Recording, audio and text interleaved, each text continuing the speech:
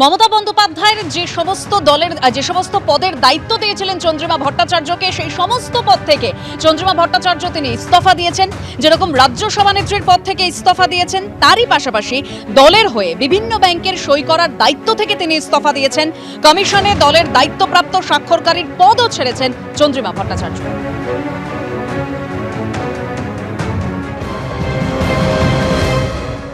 এখানে আমি উল্লেখ করেছি যে আমি স্টেট প্রেসিডেন্টের পদ থেকে এবং আর যতগুলো পদ আছে আমি আছি তার থেকে আমি রিজাইন করলাম, এবং তার সাথে আমি অনেকগুলো ব্যাংকের সিগনেটারি হিসেবে রয়েছি, অথরাইজ সিগনেটারি।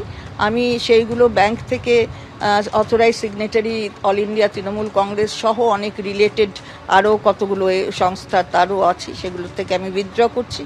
আমি মমতা বন্দ্যোপাধ্যায়, শ্রদ্ধেয়া মমতা বন্দ্যোপাধ্যায় তার কন্ট্যাক্ট পার্সন হিসাবে, অথরাইজড কন্ট্যাক্ট পার্সন হিসাবে ইলেকশন কমিশন অফ ইন্ডিয়ার সাথে আমি ছিলাম কন্ট্যাক্ট পার্সন হিসাবে অথরাইজ।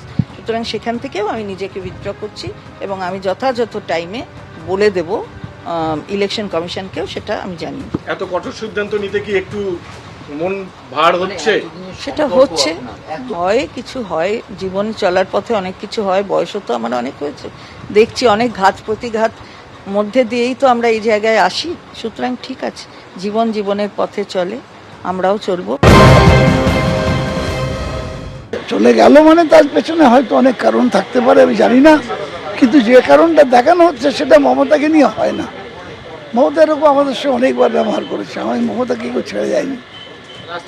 আমি মমতার থেকে অনেক বড়, অন্তত 12 বছরের বড়, এরকম ব্যবহার করেছে অনেকবার আমাদের সঙ্গে, কিন্তু মমতাকে ছেড়ে যায়নি।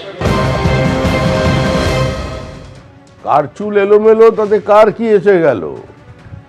মৃতদেহের চুল ছিঁড়ে মৃতদেহকে হালকা করা যায় না। তৃণমূল নির্মূল। তৃণমূল জামানার বাজেট নিয়েও চাঞ্চল্যকর অভিযোগ করেছেন চন্দ্রিমা ভট্টাচার্য। তিনি বলছেন যে আমার সঙ্গে আলোচনা করে যে বাজেট হয়েছে এমনটা নয়, আপনারা যখন জেনেছেন তার কিছুক্ষণ আগে আমি জেনেছি। আমার মুখ্যমন্ত্রী যেভাবে নির্দেশ দিতেন সেইভাবেই আমি করেছি।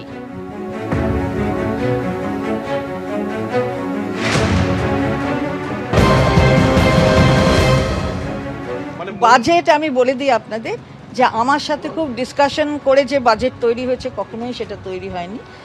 আপনারা জনতা জেনেছে যখন, তার কয়েক ঘন্টা আগে আমি জেনেছি। আপনার দায়িত্ব মানে আপনি সই করেছেন অথচ আপনাকে জানানো, তো আপনি আনুগত্য দেখিয়েছেন, তখন আনুগত্য তো বটেই, যে যাই হোক আনুগত্য তো দেখিয়েছি আমি। তো এটা ভয়ঙ্কর অভিযোগ, আনুগত্য প্রশ্নের মুখে বলে পদত্যাগ। আপনি এটা ভয়ঙ্কর তথ্য দিচ্ছেন, আপনি বাজেট জানেন না। মানে ভয়ঙ্কর কেন, মাননীয় মুখ্যমন্ত্রী নিজেই বলেছেন, কারণ তিনি হয়তো শুনেছেন আধিকারিকদের থেকে, আপনাদের মনে আছে হয়তো, যে এটা চন্দ্রিমা বলো এরকম বাজেট হবে না। রাজ্যবাসী শুনে অবাক হবে যে অর্থমন্ত্রী জানেন না অথচ সই করছেন। আমলারা তৈরি করতেন, আপনি শুধু পাঠ করতেন। কে তৈরি করতো আমি জানি না, বলতে পারবো না। এটা হচ্ছে জানতেন না অথচ আপনি তারপরে সেই আনুগত্য দিয়ে সেই দায়িত্ব নিয়ে।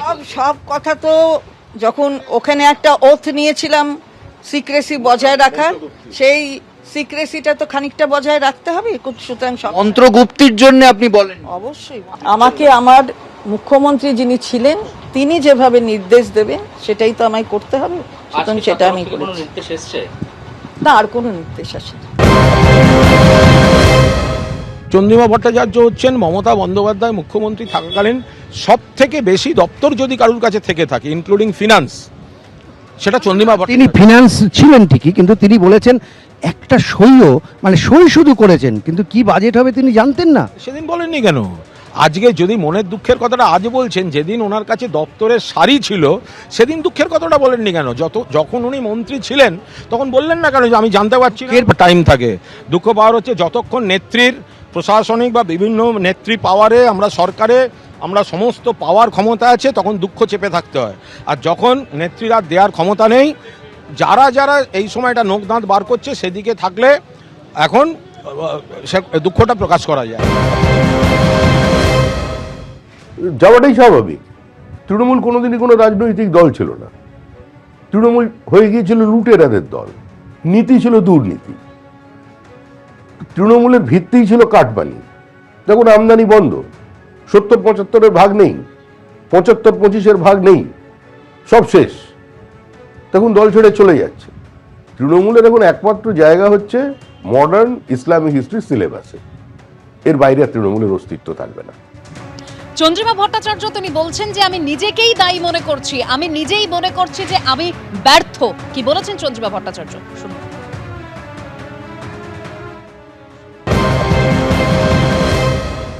কালের নিয়মে যেখানে নিয়ে যায় পথ সেখানে যেতে হয়। কালের যাত্রার ধ্বনি শুনিতে কি পাও, তারই রথ নিত্যই উধাও। সুতরাং সেটা আমাদের মনে রাখতে হবে, সেটা যেখানে যেদিকে নিয়ে যাবে সময় বলে দেবে। আপনারাও দেখবেন, সবাই দেখবে, আমিও দেখব, আমাকেও কাল কোথায় নিয়ে যাচ্ছে। যে আমার নিশ্চয়ই লোকে দেখেছে যে আমার অনেক ক্ষমতা আছে, আমার অনেকগুলো দপ্তর, কিন্তু সেই দপ্তরে আমার নিজস্ব মতামত নিয়ে আমার দপ্তর কতটা চালাবার ক্ষমতা ছিল সেটা নিশ্চয়ই আমাদের শ্রদ্ধেয়া মমতা ব্যানার্জি তিনি নিজেও জানেন, এবং এটা আমার বলার দরকার নেই। কুণাল বাবু কি বলছেন সেটা নিয়ে আমার মতামত প্রকাশের কোনো জায়গা নেই। ওনার সব কথার উত্তর তো উনি নিজেই দিয়েছেন। কেন দপ্তর সামলেছেন, কেন সামলাননি, কোন দপ্তরে ছিলেন, কোন দপ্তরে ছিলেন না, কোনটায় হাফ প্যান্ট ছিলেন, কোনটায় বারমুডা ছিলেন, তো সব প্রশ্নের উত্তর ওর কাছে পাওয়ার পরে আর আমার কাছে নতুন করে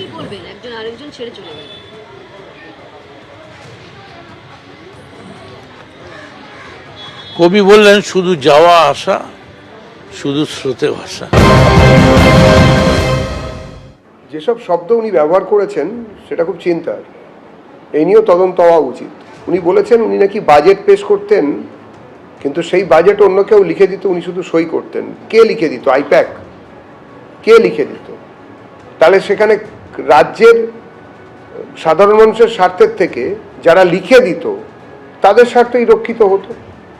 আমার ধারণা সম্মাননীয় মুখ্যমন্ত্রী শ্রী শুভেন্দু অধিকারী এবং রাজ্য সরকারের অন্যান্য আমলারা, মন্ত্রীরা এই বিষয়টি দেখবেন এবং নিশ্চিতভাবে চন্দ্রিমা দেবীর এই কথার তদন্ত হওয়া উচিত। এবিপি আনন্দ, এগিয়ে থাকে, এগিয়ে রাখে।